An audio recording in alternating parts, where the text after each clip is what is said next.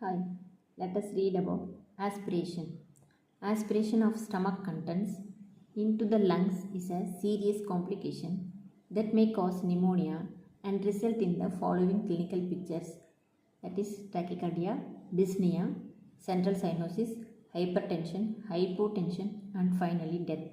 It can occur when the protective airway reflexes are decreased or absent from a variety of factors, that all seizure activity, decreased level of consciousness from trauma, drug or alcohol intoxication, excessive sedation or general anesthesia, nausea and vomiting in the patient with a decreased level of consciousness, stroke, swallowing disorders, cardiac arrest, silent aspiration, and when a non-functioning nasogastric tube allows the gastric contents to accumulate in the stomach, a condition known as silent aspiration may result.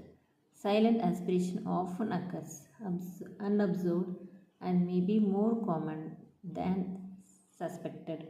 If untreated, massive inhalation of gastric contents develops in a period of several hours. We will read about pathophysiology. Before going to that, I am requesting you to like, share, comment and subscribe my channel.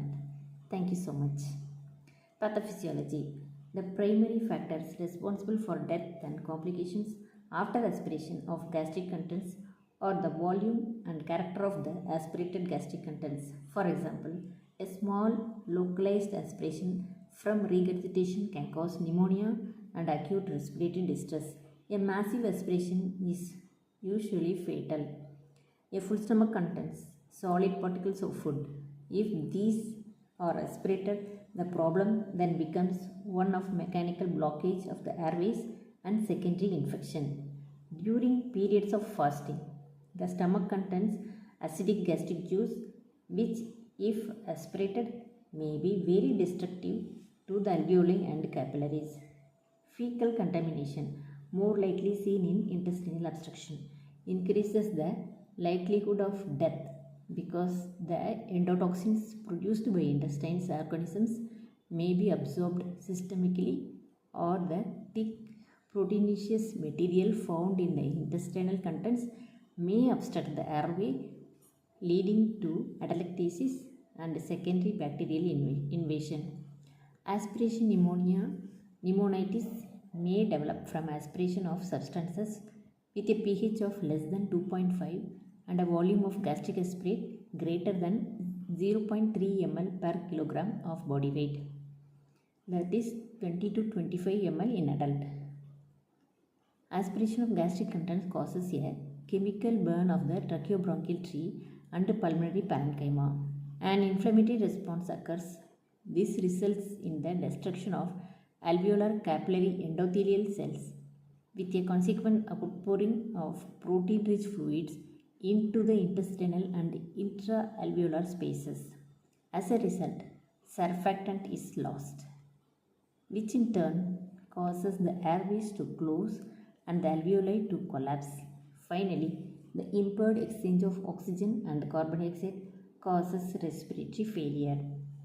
Aspiration pneumonia develops following inhalation of colonized oropharyngeal material. The pathologic process involves an acute inflammatory response to bacteria and bacterial products. Most commonly, the bacteriologic findings include gram-positive cocci, gram-negative rods, and occasionally anaerobic bacteria. Prevention. Prevention is the primary goal when caring for patients at risk for aspiration. Compensating for absent reflexes. Aspiration is likely to occur if the patient cannot adequately coordinate protective glottic, laryngeal and cuff reflexes. This hazard is increased if the patient has a distended abdomen, is in supine position, has the upper extremities immobilized by intravenous infusions or hand restraints, receives local anesthetics to the oropharyngeal or laryngeal area for diagnostic procedures, has been sedated or has had long-term intubation. When vomiting, a person can normally protect the airway by sitting up or turning on the side and coordinating breathing, coughing, gag, and glottic reflexes. If these reflexes are active, an oral airway should not be inserted. If an airway is in place, it should be pulled out the moment the patient gags so as not to stimulate the pharyngeal gag reflex and promote vomiting and aspiration. Suctioning of oral secretions with a catheter should be performed with minimal pharyngeal stimulation. Assessing feeding tube tip placement. Even when the patient is intubated, aspiration may occur, even with a nasogastric tube in place. This aspiration may result in nosocomial pneumonia. Assessment of tube placement is key to prevent aspiration. The best method for determining tube placement is via an X-ray. There are other non-radiologic methods that have been studied. Observation of the aspirate and testing of its pH are the most reliable. Gastric fluid may be grassy green, brown, clear or colorless. An aspirate from the lungs may be off-white or tan mucus. Pleural fluid is watery and usually straw-colored. Gastric pH values are typically lower or more acidic than that of the intestinal or respiratory tract. Gastric pH is usually between 1 to 5, while intestinal or respiratory pH is 7 or higher. There are differences in assessing tube placement with continuous versus intermittent feedings.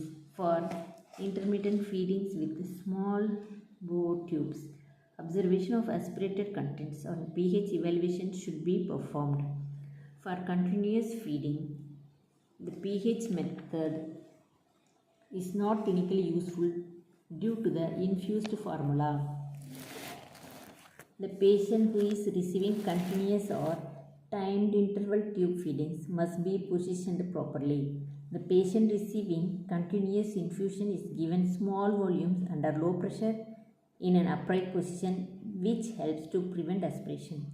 Patients receiving tube feedings at timed intervals are maintained in an upright position during the feeding and for a minimum of 30 minutes afterward to allow the stomach to empty partially.